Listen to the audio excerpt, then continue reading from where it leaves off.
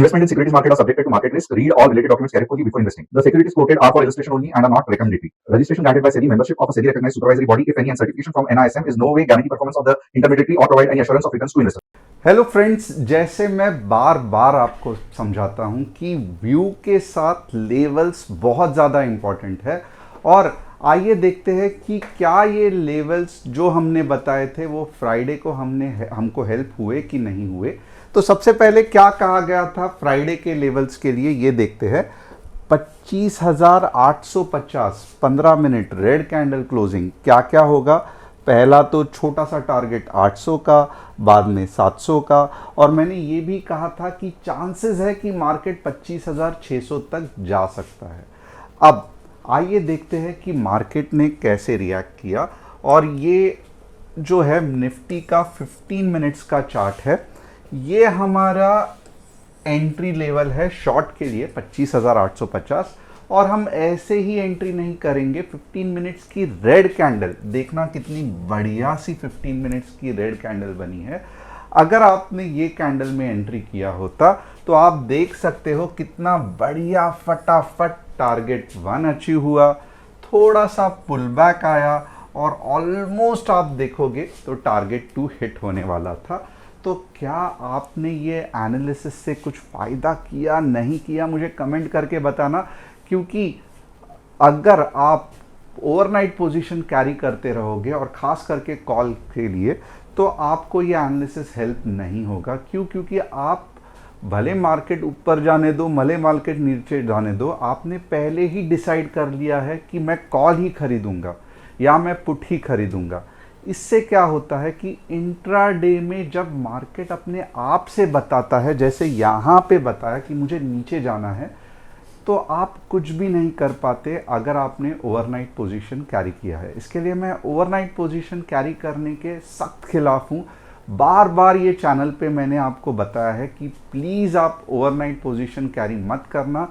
मैंने लोगों का पूरा 10 लाख 20 लाख का कैपिटल गायब होते हुए देखा है, सिर्फ और सिर्फ एक गलती के वजह से कि इन्होंने ओवरनाइट पोजीशन कैरी की थी। स्टॉप लॉस लगा नहीं पाते, प्रीमियम डीके होता है वो अलग से होता है। तो अगर हम कहते हैं कि हम ऑप्शंस ट्रेडिंग कर रहे हैं, हम इंट्राडे ट्रेडिंग कर रहे हैं, तो इंट्राडे का मतलब ही ये होता है कि सिर्फ 20-25 मिनट का ट्रेड ले लो, स्टॉप लॉस के साथ अपना रिस्क मैनेज करो। जैसे ही आपका टारगेट अचीव हो जाता है, प्रॉफिट बुक करो, पीसी बंद करो, अगले दिन का इंतज़ार करो। और ये जो मूव भले आपको छोटा मोटा लगता है, बट ये इतना भी छोटा नहीं है। परसेंटेज वाइज अगर आप देखोगे तो ये 15 से 20% वाला मूव होता है। तो इसके लिए ऑप्शंस ट्रेडिंग में सबसे पहले आपके जो कंसेप्ट्स रहने चाहिए वो क्लियर होने चाहिए। और कंसेप्ट में नंबर 1 कंसेप्ट ये रहना चाहिए कि मैं ऐसे कोई भी काम नहीं करूँगा कि जिससे मेरा कैपिटल ज़ीरो हो जाए। क्योंकि ऑप्शंस में प्रॉफिट कमाना तो बहुत दूर की बात है, सबसे पहली इंपॉर्टेंट चीज़ है अपना कैपिटल प्रोटेक्ट करना। और कैपिटल प्रोटेक्ट करने के लिए कौन से 2 या 3 चीज़ इंपॉर्टेंट है जो मैं बार बार कहता हूँ। सबसे पहले ओवरनाइट पोजीशन नहीं कैरी करना है। सेकंड, आपको स्टॉप लॉस लगा के चलना है। स्टॉप लॉस दिमाग में नहीं, ऐप में लगाना है। ओवर ट्रेडिंग या के चक्कर में नहीं पड़ना है। दिन में सिर्फ 2 या maximum 3 trades. Loss making options में कभी भी एवरेज नहीं करना है। और अगर आपको पूरा का पूरा सिस्टम पता ही नहीं है, आप पहले बार ट्रेड कर रहे हो, तो कुछ ज़रूरत नहीं है 5-10 लॉट से ट्रेड करने की। सिर्फ एक लॉट से आपको 1 मंथ पहले प्रॉफिटेबल होने की कोशिश करना है। तो ये तो रहा फ्राइडे का एनालिसिस। देखते हैं कि हमने हमारे ग्रुप में क्या किया। तो 2 सुपर हिट ट्रेड्स गए, जहाँ पे आप देखोगे पहले इसमें 30 पॉइंट्स कैप्चर किया, दूसरे इसमें 13 पॉइंट्स कैप्चर हुआ, and overall it was a very fantastic day for us. बस 2 ट्रेड्स, काम ख़त्म। और फिर क्या है, तो फिर अगले दिन का इंतज़ार करो। क्योंकि आप देखोगे 200 पॉइंट्स के ऑप्शंस में अगर आप 40 पॉइंट्स भी कमाते हो तो इट इज़ मोर और लेस अगर आप देखोगे 15 से 20% के आसपास होता है, विच इज़ वेरी फंटास्टिक। क्योंकि आपको पूरा 22 दिन मिलते हैं ट्रेड करने के लिए, और इंटेंशन यही रहता है कि आप बड़ा प्रॉफिट नहीं तो कोई बड़ा लॉस भी मत करो। इसके लिए एक्सपायरी में भी मैं ज़्यादा इतना एक्साइटेड नहीं रहता हूँ, क्योंकि मेरे दिमाग में क्लियर है कि मुझे पैसा मीन्स दुगना तिगना सिर्फ एक्सपायरी में नहीं करना है। इतना तो एक्सपायरी में आपको टाइम भी नहीं मिलता है एंट्री और एग्जिट करने का। हमारा जो गोल प्लान है, यानी कि हमारा जो कंसेप्ट है या जो इंटेंशन है मार्केट में आके हमें क्या करना है, वो बहुत क्लियर है। 200 के प्रीमियम के साथ ट्रेड करेंगे, 22 दिन मिलते हैं, ट्राई करेंगे ये 22 दिन में एटलीस्ट दिन का हम 10 या 15 पॉइंट कमा सके। इसमें कुछ पॉइंट्स कुछ दिन लॉस वाले रहेंगे, कुछ दिन प्रॉफिटेबल रहेंगे, but at the end of the month 200 point छोड़ दो, अगर हमने 100 पॉइंट्स भी पॉजिटिवली कमाए तो 50% होता है वो, और जो कि बहुत ज़्यादा अच्छा चीज़ है।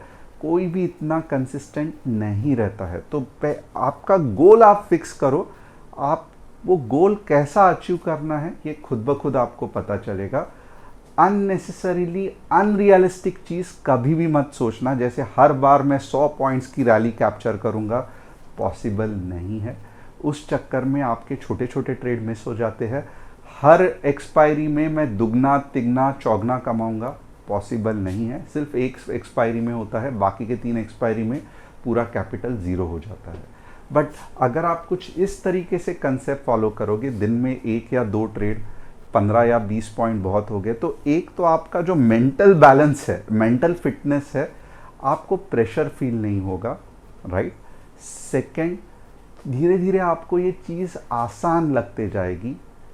तीसरी, आपको हर दिन पीसी के सामने 8-8 घंटा बैठने की कोशिश करने की कोई ज़रूरत नहीं है, क्योंकि बट ऑब्वियसली आप अगर ट्रेडर बन रहे हो तो इंटेंशन क्या है कि 8 घंटे के जॉब से बचने के लिए आप ट्रेडिंग कर रहे हो, और अगर ट्रेडिंग में भी आपको 8 घंटा बैठना ही है तो फिर क्या मतलब ऐसे ट्रेडिंग करने से। तो ये सब चीज़ के बारे में आपकी क्या राय है मुझे कमेंट करके बताना। और आइए चलते हैं top news of the day क्या है। India's engineering good exports rose 2.93% year on year to USD 10.11 billion in September, making 4th consecutive month of growth. Fantastic. RBI bought back 64 tons of gold. तो ये तो बहुत important है, पहले करना चाहिए था, क्योंकि बाहर गाँव अगर हम लोग ने यूके या यूएस में किधर भी अपना गोल्ड रखा और सडनली सैंक्शन करके गोल्ड फ्रीज कर दिया तो बहुत दिक्कत हो सकती है। तो जितना हो सके अब इंडिया का क्या कर रहा है कि गोल्ड अपने कंट्री में, अपनी चीज़ अपने कंट्री में सेफ है। दूसरों के हाथ में रखोगे तो वो कभी भी उसका गैर इस्तेमाल कर सकते हैं। जैसे रशिया का असेट यूरोपियन यूनियन ने फ्रीज कर दिया, मना कर दिया देने से। क्यों? क्योंकि उनको प्रेशराइज करना था रशिया को कि आप यूक्रेन से वॉर रोक दो। SEBI has capped single stock weight in Bank Nifty at 20% and top 3 stock at 45%. तो आप जो हमेशा कहते थे ना बैंक निफ्टी में मैनिपुलेशन होता है, HDFC ICICI में ऊपर नीचे लेके जाओ तो पूरा बैंक निफ्टी हिल जाता है, श्योर शॉट ऐसे ही होता है। आपका सोचना बहुत सही था और यही चीज़ सेबी ने भी पकड़ ली है। और अब ये कह रहे हैं कि कोई भी एक स्टॉक का 20% से ज़्यादा बैंक निफ्टी में उसका कॉन्स्टिट्यूएंट नहीं रहना चाहिए, यानी कि उसका उतना परसेंटेज नहीं रहना चाहिए। अगर 20% से ऊपर हुआ तो क्या होता है कि सिर्फ अगर कोई कंपनी ने, कोई ट्रेडिंग फर्म या बड़े बड़े इंस्टीट्यूशंस ने समझो HDFC को ऊपर लेके गए तो एक्सपायरी के दिन में आप कितना भी ट्राई करो बैंक निफ्टी भी ऊपर जाएगी। तो इससे मैनिपुलेशन होने के चांसेस होते थे। बट अब ये जो रूल है इससे धीरे धीरे bank nifty, bankex, fin nifty, ये सब में मैनिपुलेशन कम हो जाएगा। और ये जो रूल है ये सिर्फ और सिर्फ बैंक निफ्टी के लिए नहीं है, ये nifty, fin nifty, bankex, ये सब के लिए एप्लीकेबल है। अब 3 स्टॉक्स जिसका मैं एनालिसिस करने वाला हूं, आप चाहते हो आपके स्टॉक्स का कोई एनालिसिस होना मैं करूं तो आप कमेंट कर सकते हो। श्रीराम फाइनेंस, ओमेक्स ऑटो और अपार इंडस्ट्री। अब आइए देखते हैं कि क्या लग रहा है मार्केट। तो डेली में सबसे पहले कुछ इंटरेस्टिंग चीज मुझे दिखाना है।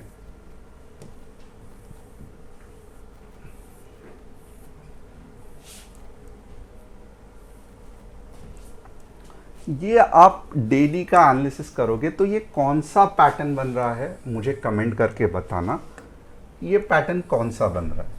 ओके, और ये पैटर्न शुरुआत कहाँ से हो रही है, तो ये पैटर्न की शुरुआत यहाँ से हो रही है। अब ये पैटर्न अगर आपको नहीं मालूम, मैं और 10 सेकेंड देता हूँ, फटाफट कमेंट करना कि ये पैटर्न का नाम क्या है। ये डेली चार्ट है। ओके, तो चलो अगर आपने नहीं लिखा तो मैं बता देता हूँ। ये जो पैटर्न है ये डबल टॉप है। Okay, it is double top. अभी डबल टॉप की खासियत क्या रहती है, यहाँ पे सेलर्स रहते हैं। ओके, ये सेलर्स मार्केट को नीचे ढकेलते हैं, फंटास्टिक।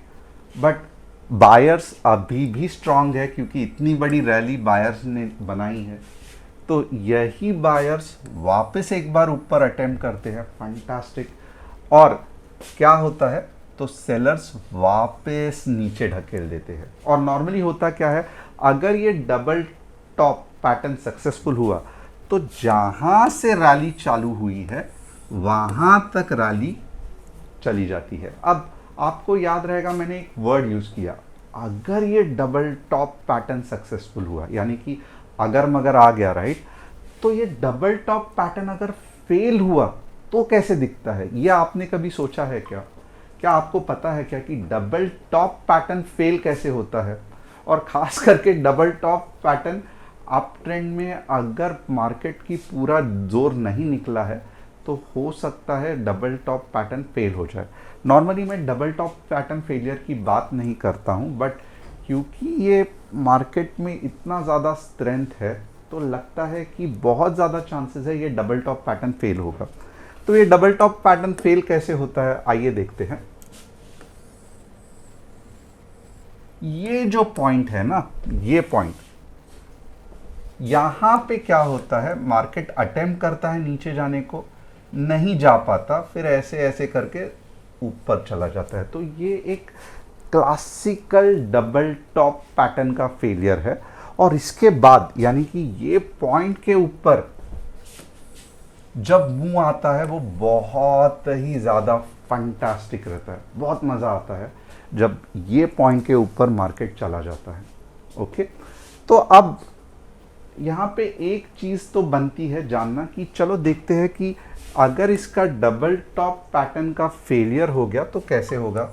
तो बट ऑब्वियसली मंडे बहुत इंपॉर्टेंट दिन है। क्यों मैं ऐसे कह रहा हूँ, क्योंकि मंडे को आप बोलोगे सर मैं गिफ्ट निफ्टी देख रहा हूँ, गिफ्ट निफ्टी 100 पॉइंट नीचे है, कुछ फ़र्क नहीं पड़ता है क्योंकि जितना नीचे रहेगा उतना बढ़िया है। Okay, but Monday day closing बहुत इंपॉर्टेंट है। अगर मंडे को मार्केट 25,720 के ऊपर क्लोज हो जाता है, 25,720 के ऊपर क्लोज हो जाता है, तो आपको समझ लेना है कि बहुत ज़्यादा चांसेस है कि ये डबल टॉप पैटर्न का फेलियर है और यहाँ से मार्केट ऊपर जाने वाला है।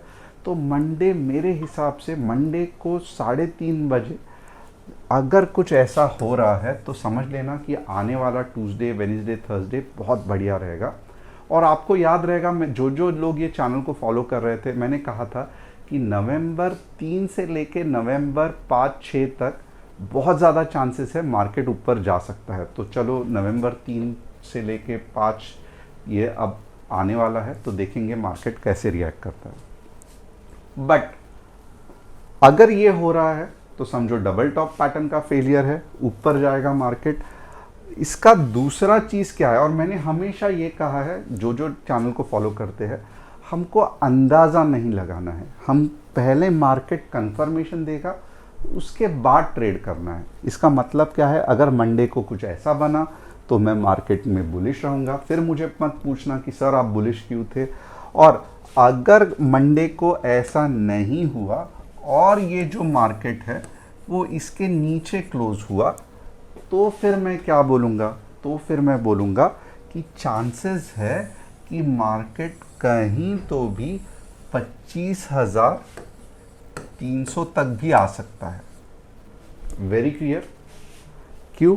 क्योंकि ये डबल टॉप का कंटिन्यूएशन हो गया और डबल टॉप का जो सपोर्ट है वो किधर है, ये कहीं तो भी यहाँ पे है। तो यहाँ तक अगर आपको समझ में आ रहा है कि मैंने क्या सिंपल तरीके से आपको समझाया है, तो एक बार कमेंट करना यस, क्योंकि बहुत इंपॉर्टेंट है जानना कि जो देखो, एक तो रहता है कि आप इतने महंगे महंगे कोर्सेज लगाते हो 80,000 90,000 के, वहाँ पे पिछले चार्ट्स पे कोई कुछ भी बता देता है। और मैं खुद ये मानता हूँ, क्योंकि बहुत सारे लोग बोलते हैं कि सर क्या मजाक है, आप रात को या आफ्टर मार्केट तो कोई भी एनालिसिस कर लेगा, but with in market analysis करना इम्पॉर्टेंट है। तो यस, मैं एग्री करता हूँ। तो मैं यहाँ पे सिर्फ आफ्टर मार्केट नहीं करता हूँ, व्हाट्सअप कम्युनिटी पे देख लो, स्टूडेंट्स ग्रुप पे देख लो, तो हम लोग हर दिन विद इन मार्केट एनालिसिस करते हैं, बार बार करते हैं। आप हमारे साथ नहीं हो इसलिए आपको नहीं मालूम, बट अगर आप चाहे तो आप हमारे साथ जुड़ सकते हो विद इन मार्केट एनालिसिस देखने के लिए। तो वैसे ही एटलीस्ट मैं एनालिसिस आफ्टर मार्केट क्यों ना हो, डेली तो करता हूँ, बट बहुत सारे जो कोर्स बेचते हैं, राइट, बहुत सारे जो यूट्यूब और सब जगह पे आपको उनके एड्स दिखते हैं, तो कितने लोगों के चैनल्स हैं और कितने लोग आपको लेवल्स के साथ बताते हैं, मुझे कमेंट करके बताना। मुझे नहीं लगता है, मैं ऐसे नहीं कहता हूँ कि कोई भी बंदा नहीं है, मैं ऐसे नहीं कहता हूँ, मैं कहता हूँ कि चंद लोग हैं हाथ पे गिनने वाले जो हर दिन आके आपके गालियाँ यहाँ पे खाते हैं। और देखो, गालियाँ खाना एक चीज़ है, बट कॉन्फिडेंस के साथ सिखाना, और मैं ऐसे नहीं कहता हूँ कि 100% सही रहना, 60-70% टाइम भी सही रहना, ये एक अच्छा एवरेज है, और मैं वही कोशिश करता हूँ। और बस यही नहीं, तो आप देखोगे विद इन मार्केट आवर्स भी हम एनालिसिस करते हैं, और वहाँ पे भी हमारा ये है 100% हम कभी भी नहीं कहते हैं कि मैं राइट हूँ। वहाँ पे कंसेप्ट यही है कि जहाँ प्रॉफिट बनता है लेते जाओ, और जहाँ एनालिसिस गलत हो रहा है तो छोटे से ट्रेल स्टॉप लॉस के साथ निकल जाओ। अब होपफुली ये कंसेप्ट समझा रहेगा। अब हम लेवल्स देखेंगे 15 मिनट्स के चार्ट में। तो 15 मिनट्स में सबसे पहला मेरा बुलिश लेवल क्या है, तो मेरा जो बुलिश लेवल है थोड़ा सा रिस्की है, बट मैं सिंपल आपको बता देता हूँ। 25,850 15 मिनट्स ग्रीन कैंडल क्लोजिंग कहाँ तक लेके जाएगा, थोड़ा सा टारगेट बड़ा है, 25,920 और 26 के। और इसके बाद एक्चुअली अगर आप देखोगे 26,200 भी आएगा, ये मार्क कर लो, मंडे बहुत इंटरेस्टिंग होने वाला है, 26,200 भी आएगा, बट मैं ये यहाँ पे नहीं बताऊंगा, ये मैं व्हाट्सएप कम्युनिटी में बताऊंगा जिसकी लिंक डिस्क्रिप्शन में दी हुई है। ओके, अब दूसरा इंपॉर्टेंट क्या है, तो नीचे के लेवल्स क्या रहेंगे, तो नीचे के लेवल्स अब थोड़े से और आसान हो जाएंगे।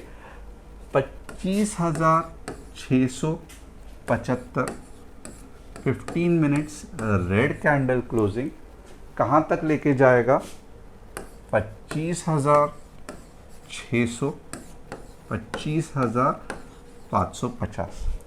तो इसके बीच में क्या करना है, आप बोलोगे सर इतना बड़ा नो ट्रेड जोन है, कुछ कर नहीं सकते, क्योंकि ये जोन है ही ऐसा कि यहाँ पे बहुत मार्केट ड्रामा करने वाला है। तो आप अगर 25,675 के नीचे ट्रेड करोगे, टारगेट इजीली मीट होगा। 25,850 के ऊपर ट्रेड करोगे, टारगेट फास्ट मीट होगा। जैसे आपने देखा, कैंडल दर कैंडल बनते जाएगी और आपका टारगेट हिट होगा। बट इसके बीच में ट्रेड करोगे तो क्या दिक्कत होगी, तो ये कुछ ऐसे बनेगा जिससे आप कंफ्यूज हो जाओगे, बड़ा स्टॉप लॉस होगा और लॉस होने के चांसेस ज़्यादा है। तो ये आपका एनालिसिस समझ में आ रहा है, वापस एक छोटा सा यस तो लिख देना। अब निफ्टी, बैंक निफ्टी के क्या लेवल्स है, तो बैंक निफ्टी के भी लेवल सिंपल है, 58,100 के ऊपर 150 पॉइंट और 57,600 के नीचे 150 पॉइंट। तो ये हो गया बैंक निफ्टी का लेवल। अब इसके अलावा क्या है, तो इसके अलावा है श्रीराम फाइनेंस, फंटास्टिक, आप देखोगे ऑलरेडी बुलिश है और अब ये तोड़ने की कोशिश कर रहा है, बट अगर ये फेल हुआ तो बहुत दिक्कत आ सकती है। रीज़न इज़ वेरी सिंपल, क्योंकि वापस ये नीचे जाएगा। तो मैं तो कहूँगा कि थोड़ा सा रिजल्ट्स का अगर इंतज़ार करेंगे तो अच्छा है। अगर रिजल्ट्स फंटास्टिक निकला तो एक अच्छी सी रैली हमारी इंतज़ार कर रही है, तो श्योर शॉट अच्छा खासा ऊपर का मुंह आ सकता है। अब ओमैक्स ऑटो देखेंगे। ओमैक्स ऑटो सही नहीं है, साइडवेज जा रहा है। देखो श्रीराम फाइनेंस में अगर ऐसा हुआ तो क्या दिक्कत होगा, वापस नीचे जाएगा, सपोर्ट लेगा और फिर ऊपर आएगा। तो ये हमको नहीं चाहिए। इसके लिए श्रीराम फाइनेंस में थोड़ा सा आपको इंतज़ार करना पड़ेगा। अपार इंडस्ट्री में भी देखो कितना बढ़िया सा मुंह था, बट ये जो मुंह है पूरी तरीके से ऊपर जाने के लिए रेडी नहीं है, तो थोड़ा सा और इंतज़ार। मुझे जो लगता है कि ये ऐसे करके 8000 के लेवल पे एक अच्छा सा सपोर्ट लेके फिर ऊपर जाएगा। तो ओवरऑल अब भी क्या होता है, तो अब भी मार्केट अपार इंडस्ट्री साइडवेज जाने के चांसेस है। तो होप आपको एनालिसिस पसंद आया रहेगा। चैनल को सब्सक्राइब, बेल बटन को हिट और डिस्क्रिप्शन में जो व्हाट्सएप कम्युनिटी की लिंक है उसे क्लिक करके आप हमारे फैमिली का हिस्से बन सकते हो। मंडे बहुत इंटरेस्टिंग है, देखते हैं मंडे को क्या होता है। क्या मार्केट डबल टॉप को निगेट यानी कि मना कर देता है या डबल टॉप को फॉलो करता है, मंडे को देखेंगे। अगर आपको हमारे साथ जुड़ के देखना है तो व्हाट्सएप कम्युनिटी आपकी लिंक दी हुई है, जिसकी लिंक डिस्क्रिप्शन में है। झट से क्लिक करके आप हमारे फैमिली का हिस्सा बन सकते हो। Thanks a lot, see you on Monday.